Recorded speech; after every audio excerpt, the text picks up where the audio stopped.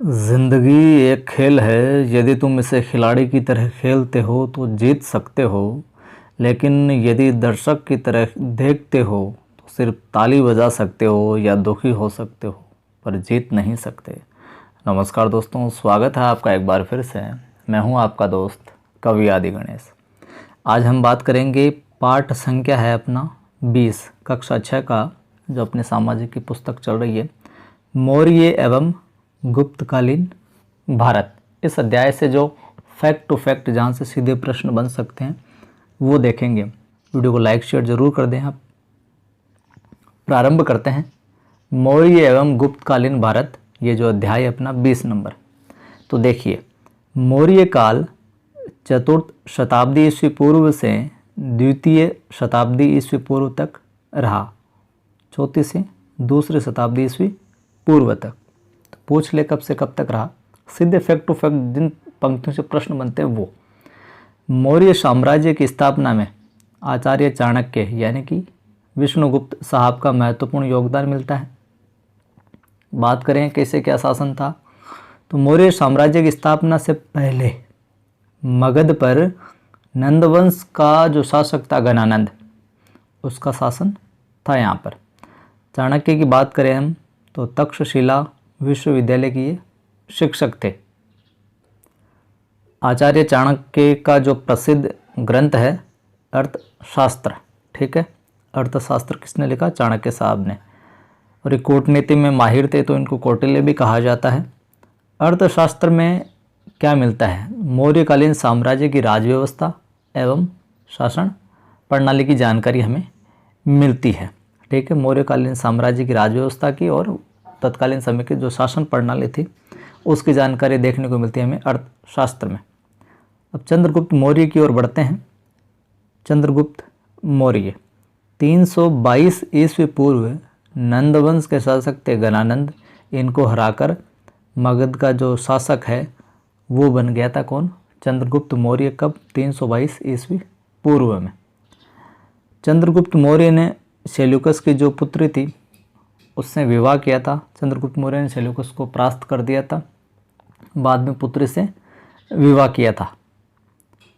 अगर हम बात करें राजदूत की, कई बार पूछ लिया जाता है ये, तो सेल्यूकस ने मेगस्थनीज को चंद्रगुप्त के दरबार में अपना राजदूत बनाकर भेजा था।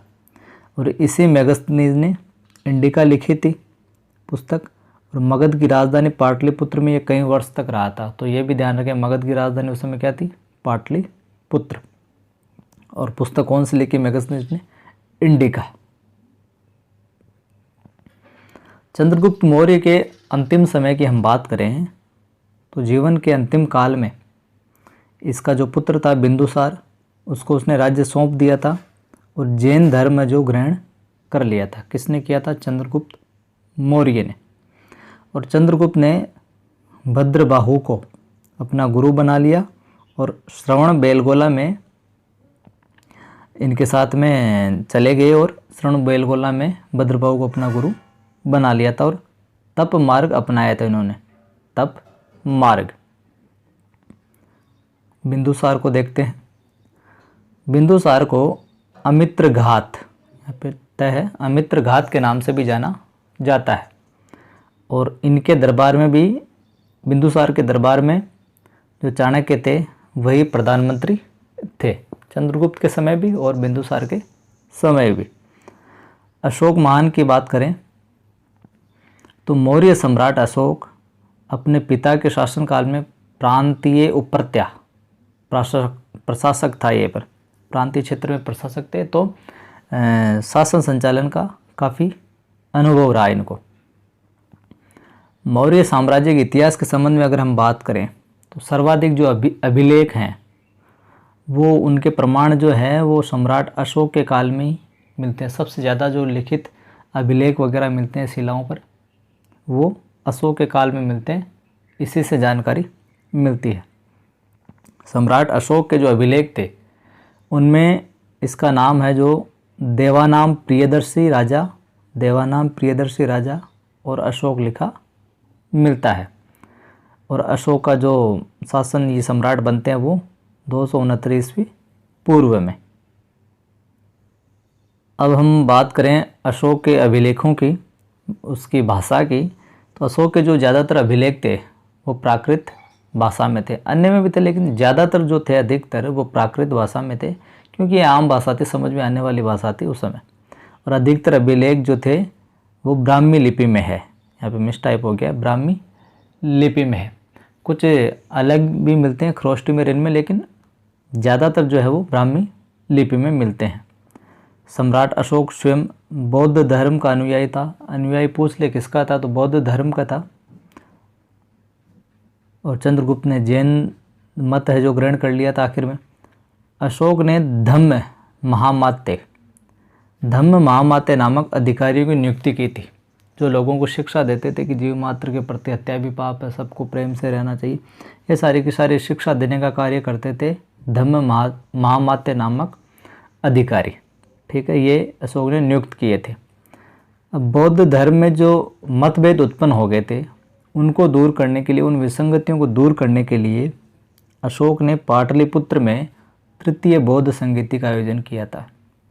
कहाँ पर किया था? पाटलिपुत्र में किया था तृतीय बौद्ध संगीति का अशोक ने। या यूँ कहें कि एक धर्म सभा थी ये। और इसके बाद में अशोक ने धर्म के प्रचार हेतु प्रचारकों को अलग अलग क्षेत्रों में, अलग अलग भागों में भेजा। तो किसको कहाँ पर भेजा वो देखते हैं। एक तरफ प्रचारक है, दूसरी तरफ क्षेत्र है। सोन एवं उत्तरा को स्वर्ण भूमि पेंगू भेजा। सोन एवं उत्तरा को कहाँ भेजा? स्वर्ण भूमि पेंगू। महेंद्र एवं संघमित्रा को सिंगल भेजा, श्रीलंका। सिंगल श्रीलंका भेजा महेंद्र एवं संघमित्रा को।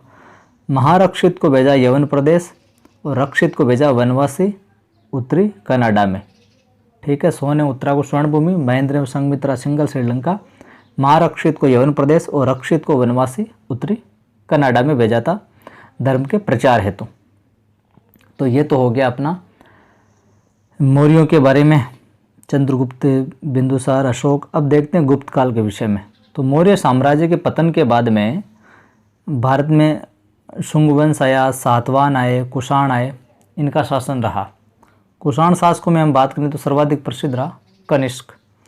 गुप्त वंश ने लगभग 200 वर्षों तक शासन किया।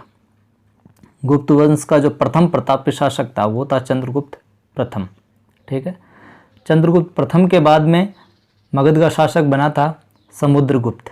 ये भी बहुत प्रतापी था और इनके माता का नाम था कुमार देवी। समुद्रगुप्त की माता का क्या नाम था? कुमार देवी। आगे हम बात करें तो समुद्रगुप्त ने भारत के विशाल भूभाग को जीतकर अश्वमेध यज्ञ किया। और यहाँ पर जो याद रखने वाली बात है, इस यज्ञ के बाद में स्मृति में अश्व के चित्र अंकित सोने के सिक्के चलाए। यहाँ पर मिसटाइप हो गया, पशुओं नहीं है, अश्व के चित्र अंकित सोने के सिक्के चलाए थे समुद्रगुप्त ने। आगे बात करें, हरिशेन समुद्रगुप्त का मंत्री था, एक लेखक भी था जिसने प्रयाग प्रशस्ति लिखी। और प्रयाग प्रशस्ति के अंदर हम देखें तो किसका विवरण मिलता है? समुद्रगुप्त के विजयी अभियानों का यहाँ पर वर्णन मिलता है प्रयाग प्रशस्ति में। और रचयिता हरिशेन। चंद्रगुप्त द्वितीय, जिसने विक्रमादित्य की उपाधि भी धारण की थी। अब चंद्रगुप्त द्वितीय के दरबार में 9 विद्वानों की एक मंडली थी जिन्हें नवरत्न कहा जाता है। और कौन कौन थे ये? महाकवि कालिदास, अमर सिंह, घटकरपर, धनवंतरी, शंकु, वराह मिहिर, वररुचि, वैताल भट्ट और शपणक। ये 9 थे चंद्रगुप्त के दरबार के अंदर। चीनी यात्री फाहियान चंद्रगुप्त द्वितीय के शासनकाल में भारत आया था। ठीक है, चंद्रगुप्त द्वितीय के शासन काल में फाहियान ने उसके साथ उनके बारे में लिखा है, उसके शासन के बारे में, कि उसकी प्रजा सुखी है। राजा न तो शारीरिक दंड देता और न ही प्राण दंड। चंद्रगुप्त के शासन के बारे में। और गुप्त वंश का शासन काल जो है वो भारतीय इतिहास का स्वर्ण युग माना जाता है। भारतीय इतिहास का स्वर्ण युग कौन सा वंश? गुप्त वंश का शासनकाल। तो शुक्रिया दोस्तों, जय हिंद। ये थे कुछ विशेष फैक्ट अध्याय 20 से। वीडियो आपको अच्छा लगा है तो लाइक करें, कमेंट करके बताएं आप अपनी राय, और ज़्यादा मित्रों को शेयर करें।